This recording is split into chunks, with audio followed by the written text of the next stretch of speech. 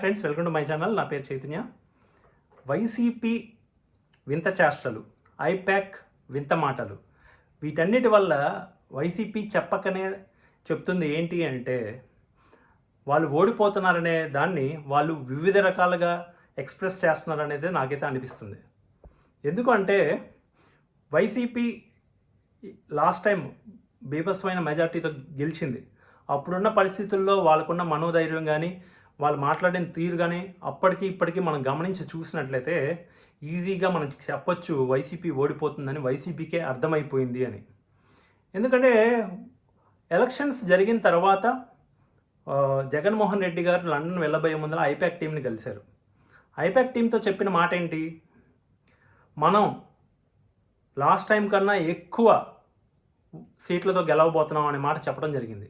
అది చెప్తున్నప్పుడు ఐప్యాక్ టీంకి జగన్మోహన్ రెడ్డి గారు చెప్తున్న టైంలో పక్కన ఉన్న బొత్స సత్యనారాయణ గారిని గమనించినట్లయితే అండ్ అటు పక్కన ఉన్న వాళ్ళ ఇంకొక నాయకుడిని గమనించినట్లయితే కనుక వాళ్ళ యొక్క ఫేస్ ఎక్స్ప్రెషన్ని బట్టి చూస్తే డౌట్గా ఎంతో డీలా పడిపోయి ఉన్నారు వాళ్ళు. అంటే ఉత్సాహం వాళ్ళలో, ఆ కాన్ఫిడెన్స్ వాళ్ళ ఫేస్లో అయితే కనపడలేదు.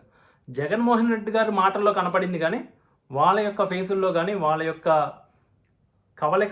మొక్క కవలికల్లో కానీ ఎటువంటి పాజిటివ్ సిగ్నల్ అయితే మనకు కనిపించలేదు. అయినప్పటికీ జగన్మోహన్ రెడ్డి గారు చాలా స్ట్రాంగ్గా, బలంగా ఐప్యాక్ టీంకి సర్వే ఇచ్చాడు. ఎక్కడైనా ఐప్యాక్ టీం సర్వే ఇవ్వాలి. ఐప్యాక్ టీం అనేది వాళ్ళ అనుబంధ సంస్థ, వాళ్ళ కోసం పనిచేసే ఒక సంస్థ, వాళ్ళ పార్టీ కోసం పనిచేసే ఒక సంస్థ. అందులో చాలామంది జూనియర్ ఆర్టిస్టులు ఉంటారు, సోషల్ మీడియా యాక్టర్లు ఉంటారు, అందరూ ఉంటారు.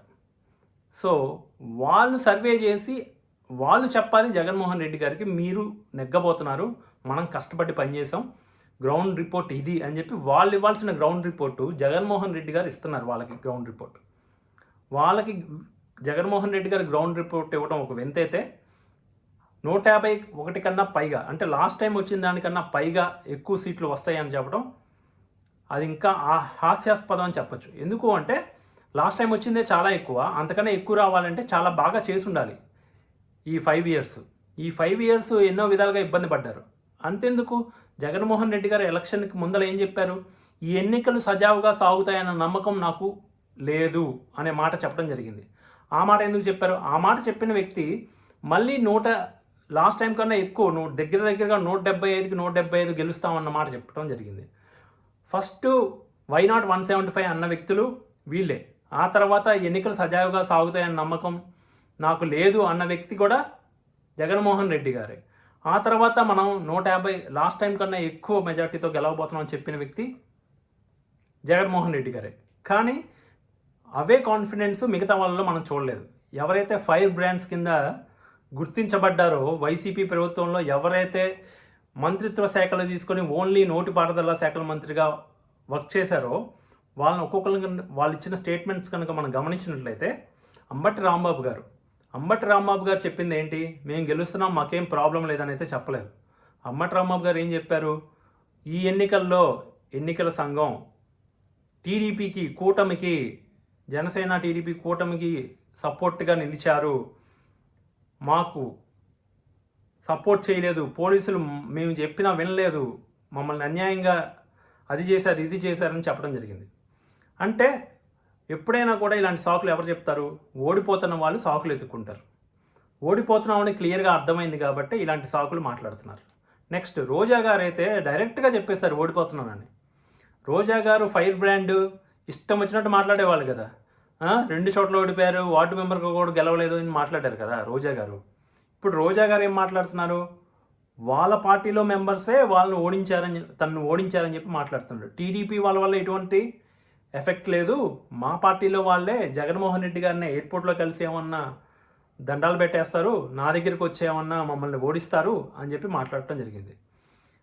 చాలా డల్గా, చాలా నిరాశగా మాట్లాడటం అయితే జరిగింది. దాన్ని బట్టి మనకు అర్థమవుతుంది రోజా గారు ఓడిపోతున్నారు.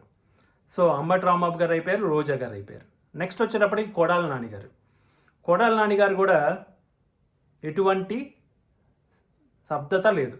ఎందుకంటే ఎటువంటి పాజిటివ్ వైబ్ అనేది కొడాలి నాని గారి మాటల్లో కానీ ఎక్కడ కూడా మనకు కనిపించట్లేదు. నెక్స్ట్ అనిల్ కుమార్ యాదవ్ గారు కూడా అదే పరిస్థితిలో ఉన్నారు. ఆ నెక్స్ట్ డే ప్రెస్ మీట్ పెట్టినప్పుడు ఆయన ప్రీవియస్గా మాట్లాడిన మాట తీరుకి ఇప్పుడు మాట్లాడే మాట తీరుకి ఉన్న డిఫరెన్స్ని మనం గమనించినట్లయితే ఈజీగా అర్థమవుతుంది వాళ్ళు ఓడిపోబోతున్నారు అని. ఇప్పుడు వచ్చినట్లయితే పొన్నవోలు సుధాకర్ రెడ్డి ఆయన వచ్చేసి ఏం చెప్తున్నారు, జగన్మోహన్ రెడ్డి గారు ప్రమాదంలో ఉన్నారని చెప్పి చాలా కన్నీటి పర్యాంతం అయ్యి చెప్పారు. అది చెప్పినట్టే చెప్పి మళ్ళీ లాస్ట్లో ఏమంటున్నారు, మనందరం పార్టీ చేసుకుందాం అని చెప్పి వాళ్ళ కార్యకర్తలకు చెప్తున్నారు. అంటే దీనిలో మనం అర్థం చేసుకోవాల్సింది ఏంటి, ఏదైతే భావోద్వేగంలో మాట్లాడారో, బాధపడతా జగన్మోహన్ రెడ్డి గారు చాలా ప్రమాదంలో ఉన్నారని మాట్లాడారో, దాన్ని మనం కనుక క్షుణ్ణంగా పరిశీలించినట్టయితే ప్రమాదంలో ఉన్నారు అంటే ఎటువంటి ప్రమాదాలు ఉంటాయి జనరల్గా, కేసులు ఉన్నాయి. ఏవైతే ఈడీ కేసులు ఉన్నాయో, జామీన్ మీద తిరుగుతున్నారో, బెయిల్ మీద తిరుగుతున్నారో, ఆ కేసులు ఏమైనా బయటకు తీస్తారా? ఆ కేసులు బయటకు తీయడం వల్ల మళ్ళీ ఏమైనా జైలుకి వెళ్ళాల్సిన పరిస్థితి వస్తుందా అనే భయమా, లేకపోతే ఓడిపోతున్నారనే దాన్నే ఇంకో విధంగా చెప్పాలనుకుంటున్నారా అని చూసినట్టయితే ఆయన చెప్పిన దాన్ని బట్టి చూస్తే జగన్మోహన్ రెడ్డి గారికి నెగిటివ్గా రిజల్ట్ రాబోతుంది అనేది ఆయన ఇండైరెక్ట్గా చెప్పినట్టుగా అర్థమవుతుంది. తర్వాత దాన్ని కవరప్ చేసుకుంటూ మనందరం పార్టీ చేసుకుందాం అన్నట్టుగా చెప్పారు. అంటే జగన్మోహన్ రెడ్డి గారు మిమ్మల్ని ఇప్పుడు కలవలేని పరిస్థితుల్లో ఉన్నారు, ఆయన చాలా కష్ట పరిస్థితుల్లో ఉన్నారు అన్నట్టుగా ఆయన చెప్పడం అయితే జరిగింది. ఆ వీడియో బాగా వైరల్ అయింది.